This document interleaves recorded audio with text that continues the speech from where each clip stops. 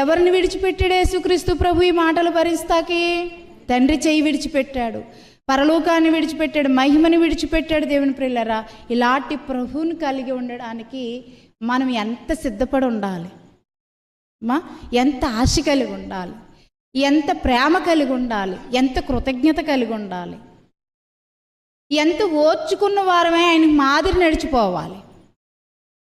గమనించండి, యేసు ప్రభు వారు ఇక్కడ ఎవరెవరితో అంటే సైనికులతోనూ ఆయన అవమానం పడుతున్నాడు. దేవుని ప్రియులారా, ఆయన వద్దకు వచ్చి ఆయన్ని విపరీతముగా బాధిస్తూ ఉన్నారు. పోని దప్పికుంటున్నారు కదా అని అన్న మంచినీళ్లు చిరకగా ఇచ్చారా? చేదు చిరకను ఇచ్చారు. దేవుని ప్రియులారా, నిన్ను నీవే రక్షించుకొనమని ఆయన అపహాసిస్తూ ఆయన బాధలో ఉండగా ఆయనను బాధ పెడుతూ ఉన్నారు.